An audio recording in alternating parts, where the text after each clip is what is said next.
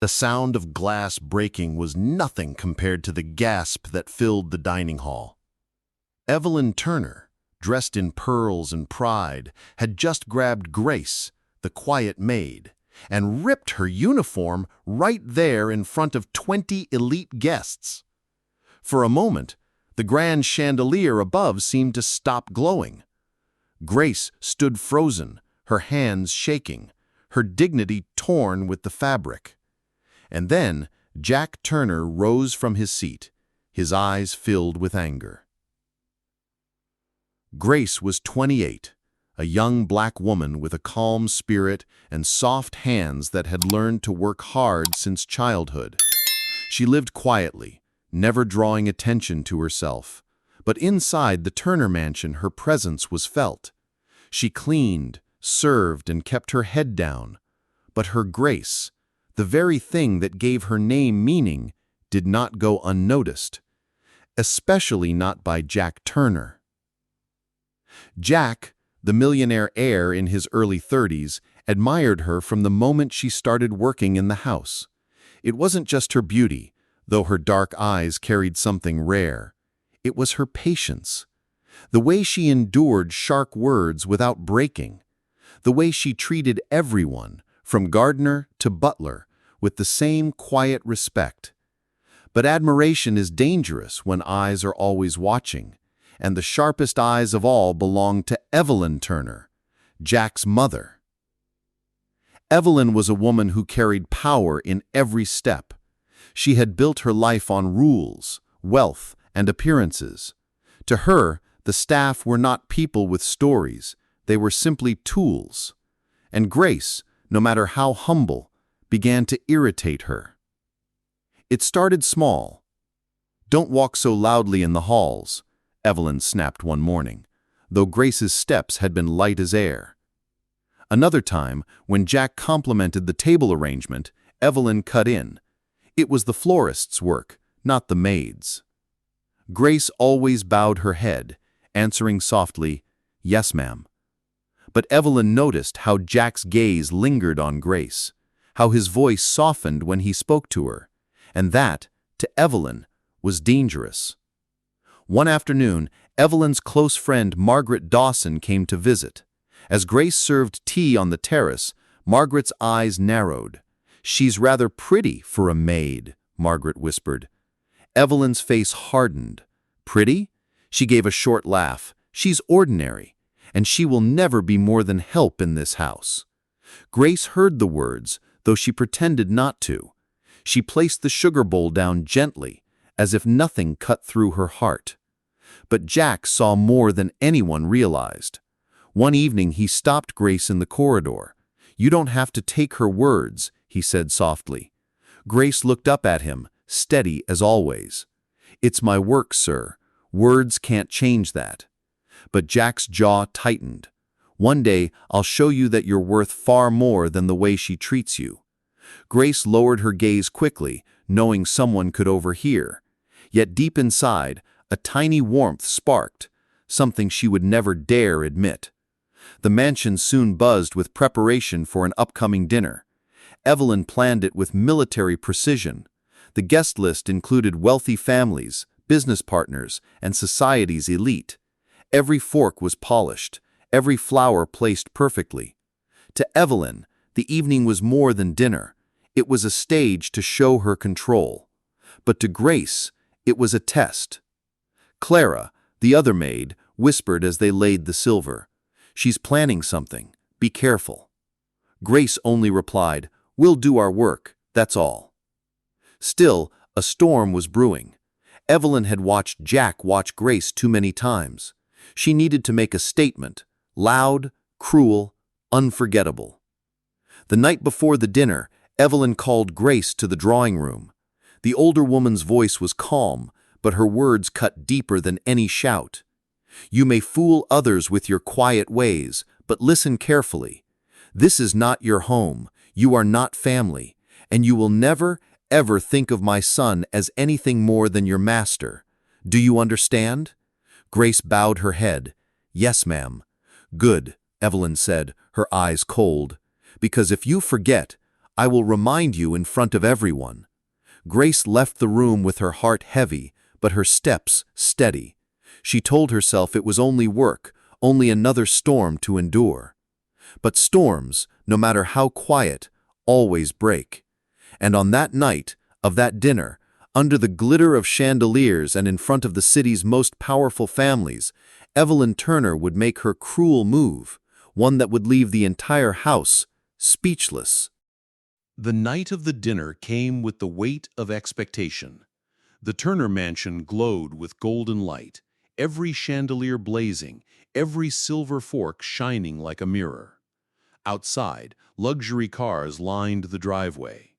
Inside, the hum of servants' shoes mixed with the sound of violins warming up in the parlor. Grace moved quietly through it all, her uniform neat, her face calm. She carried trays of glasses, double-checking every detail. On the surface, she looked steady, but deep inside, her heart pounded. Evelyn's words from the night before still rang in her ears. "If you forget, I will remind you in front of everyone." Clara brushed past her with a basket of bread. "Steady hands, Grace. We just have to survive tonight." Grace gave a soft nod. "We will." The guests began to arrive. Wealthy men in tailored suits shook Jack's hand and clapped his shoulder. Women in gowns swept into the hall, their laughter sharp and high. Margaret Dawson was among the first, draped in jewels, her smile wide, but her eyes sharp. She kissed Evelyn's cheek and whispered something that made both women laugh. Grace stood near the entrance with a tray of wine. Jack caught her eye as he guided a couple inside. He gave her the smallest nod, a silent reassurance. Grace lowered her gaze quickly, remembering her place, but the warmth of his look carried her for the next hour. Dinner was announced, and everyone filed into the grand dining room. The long table sparkled under the chandelier. White lilies filled tall vases, their scent rich in the air.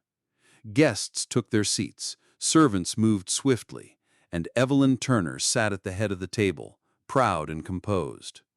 Grace's role was to serve the east side, near Margaret Dawson and two other society ladies. As she poured wine, one of the women leaned close to whisper, but not quietly enough. "Such a pretty girl to be only a maid," she said. Margaret smirked. "Pretty things in uniforms can be dangerous." Evelyn's lips curved into a cold smile. She heard, and she did not correct them. Instead, her eyes cut across the table to Jack. He was watching Grace again. The first courses went smoothly. Grace carried trays, Clara passed bread, and Mr. Harris directed the rhythm like a conductor. But tension grew heavier with each passing glance. Evelyn noticed how Jack thanked Grace every time she poured near him. She noticed how his eyes softened whenever she bowed slightly, how his jaw tightened whenever someone mocked the staff. By the second course, Evelyn's patience had thinned. She leaned toward Margaret. "Watch this," she whispered. Margaret raised her brows but said nothing. It happened in the middle of the main course. Grace stepped forward to serve a dish near Evelyn. Her hands were steady, her steps measured. But Evelyn's voice cut the air. "Stop!" The room hushed. Every guest turned. "Bring her closer," Evelyn said to no one in particular. Grace froze, unsure, then moved nearer to Evelyn's chair. The older woman's eyes were sharp as knives. "2 years in my house, and you cannot walk properly with a tray. Look at the way you stand, like you belong here." Grace's heart raced, but she whispered, "I'm sorry, ma'am." Evelyn's hand shot out, gripping Grace's arm. Gasps rippled through the table. "You think because my son is polite to you that you are more than what you are? You are nothing but a maid." Before Grace could react, Evelyn yanked hard at the front of her uniform. Fabric tore, the sound sharp as thunder in the silence. Grace staggered back, clutching herself. The tray nearly slipped. The entire room froze, forks suspended, mouths open. Gasps and murmurs filled the air. Margaret Dawson's hand flew to her pearls. "Evelyn," she whispered, half shocked, half delighted. Grace's face burned. Tears stung her eyes, but she held them back. Her chest rose and fell with the force of her breath. All she wanted was to disappear, to sink through the floor. And then Jack's chair scraped loudly against the marble. He rose slowly, every eye turning to him. His face was calm, but his eyes blazed with fury. He took off his jacket and draped it gently over Grace's shoulders, shielding her torn uniform. His hand lingered protectively, steadying her trembling arms. "Mother," Jack said, his voice low but filled with steel. That was enough. The silence deepened. Evelyn's lips parted in disbelief. "You humiliated her in front of everyone," Jack continued. "Not because she failed her work, but because you despise her presence. You went too far." "Jack," Evelyn tried to cut in, but he raised a hand. "No. Tonight you've shown everyone in this room that cruelty, not class, rules your table, but not mine." Gasps spread across the guests. Some nodded faintly, others looked down, embarrassed. Grace stood frozen, tears finally breaking free, but Jack's jacket shielded her. His words rang in her ears like a promise. Evelyn's face turned pale, her pride wounded deeper than she could cover. "You would defend her over your own family?" she hissed. Jack's reply was simple. "I am defending what is right. That is what family should stand for." The table fell utterly silent. Guests exchanged uneasy glances, unsure whether to speak or eat. Margaret Dawson cleared her throat, forcing a laugh that sounded brittle. "Well, what a passionate house. Perhaps we should enjoy dessert." But no one moved. The dinner had turned into something else entirely, a reckoning. Grace lowered her head, her voice barely a whisper. "Thank you, sir." Jack glanced down at her and said firmly, "You don't need to thank me for being treated as human." The words struck deeper than any insult Evelyn had thrown. Grace's tears flowed freely now, not of shame, but of release. The rest of the night passed in a haze. Guests excused themselves early. Conversations were hushed, footsteps awkward. The chandelier still glittered, the lilies still perfumed the air, but the mansion no longer felt proud. In the servants' corridor later, Clara squeezed Grace's hand. "You stood tall," she said softly. Grace shook her head. "I only stood because he did." But in her heart, she knew something had shifted forever. Jack had seen her pain, and he had chosen to stand against his own mother for her. And while the house lay in silence, Evelyn Turner sat alone in the grand hall, her pearls still shining, her pride cracked. She had tried to tear Grace down in front of everyone. Instead, she had exposed the strength of her son's heart. And the whole house, every guest, every servant, was left speechless. The Turner mansion had never felt so heavy. The night after the dinner, silence spread across every hallway like a shadow. Even the staff, usually busy with laughter and whispers in the servants' quarters, spoke in hushed tones. Everyone had witnessed the moment Evelyn Turner ripped Grace's uniform. Everyone had seen Jack defend her. It was the kind of scene that could not be erased from memory. Grace sat alone in the small staff room, her head bowed, her fingers tracing the edge of Jack's jacket, still draped around her shoulders. She hadn't yet returned it. The cloth smelled faintly of his cologne, and though she tried not to let her mind wander, she couldn't stop thinking about the way he stood for her. No one had ever done that before. Clara slipped in quietly and shut the door. "You're still up," she said. Grace looked up with tired eyes. "Couldn't sleep." Clara sat beside her. "You know what you showed last night? That you are stronger than all of us put together. She wanted to break you in front of them, but you didn't let her see you fall." Grace shook her head. "I almost did. If Jack hadn't—" "He did, yes, but you held your ground, Grace. That strength was yours." Grace didn't answer. She wasn't sure if strength was what she felt. What she remembered most was the sting of fabric tearing, the eyes of the guests, the burn of humiliation. The next morning, Jack entered the kitchen where Grace was preparing trays. She froze when she saw him. He didn't wait for formalities. He walked up to her, his voice gentle but firm. "Grace, I'm sorry for what happened." "You don't need to apologize, sir," she whispered. "It wasn't you." "But it was my house, my family." His eyes softened. "It should have been safe for you here." Grace lowered her gaze. "I only came to work. Safety was never promised." Jack reached for the tray she was holding and set it aside. "I won't let her treat you like that again, not while I'm here." Grace's heart pounded. "Sir, please, if you continue, she'll only get angrier. She already thinks that I care for you," Jack finished. He didn't flinch. "She's right." Grace's eyes widened, but Jack pressed on. "I admire you, Grace, not because of your beauty, though it's undeniable. I admire your patience, your dignity, the way you rise above insult without bitterness. That's rare in this world."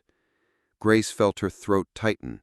She wanted to tell him to stop, to remind him of his place and hers, but the words would not come. Instead, she whispered, "People will talk." "Let them," Jack said simply. And then, as if fate wanted to remind them of danger, Evelyn's voice sliced through the air. "Jack!" They both turned. Evelyn stood at the kitchen door, her face pale but her eyes blazing. "Come with me, now." In the grand sitting room, Evelyn faced her son with fury. "Have you lost your mind? You embarrassed this family in front of the city's most powerful people. You defended a servant over your own mother." Jack stood tall. "I defended a woman who was wronged. You crossed a line." "She is nothing, Jack, nothing but a maid." Jack's voice hardened. "She is not nothing. She has more dignity in her silence than many of the people we seat at our table." Her hand trembled with anger. "You would throw away our name, our standing for her?" "I would throw away nothing," Jack said firmly. "Because love, respect, and kindness don't take away from a name, they give it worth." The words landed like stones. Evelyn's breath caught. She had never expected her son, always polite and obedient, to stand against her so directly. Word of the dinner spread quickly. By noon, whispers carried through the city, how Evelyn Turner had humiliated her maid, and how Jack had defended her. Some guests told the story with shock, others with admiration. "The young Turner has a noble heart, maybe too noble." In the mansion, staff looked at Grace differently. No longer just a maid, she had become a symbol of quiet strength, of hidden worth. Nora, once sharp with her, now brought her tea with trembling hands.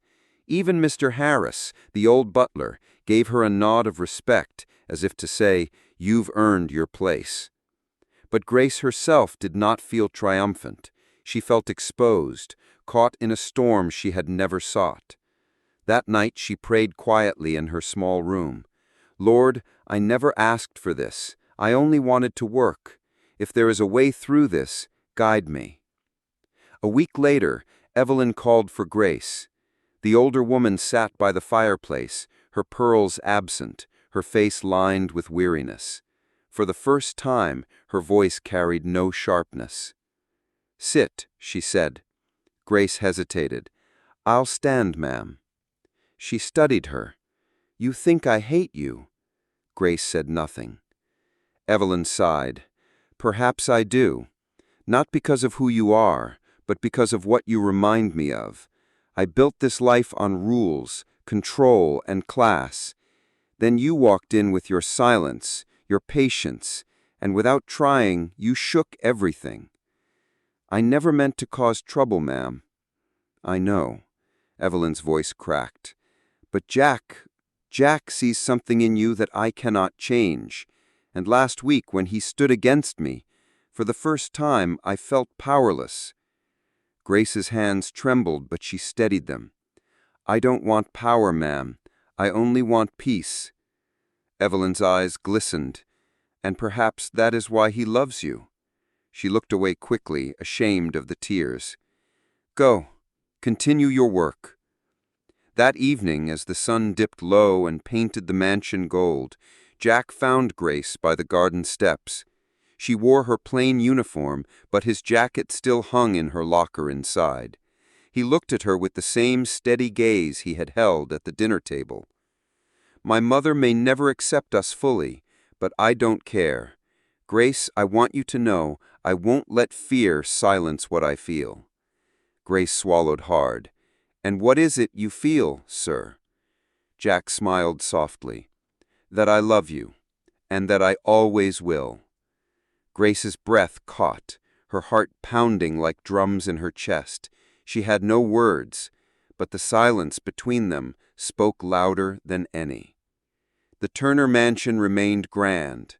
The chandeliers still glittered, the guests still came and went, but something had changed forever. The night Evelyn tried to tear a maid apart had become the night her son revealed the true measure of wealth, not in money, not in pearls, but in courage and love. And though the world whispered about them, inside those walls the truth was clear. Dignity cannot be stolen, and love cannot be silenced. If you were touched by this story, please take a moment to like this video, subscribe to our channel, and join us in sharing good stories that matter. Thank you for watching. We'll see you in the next story.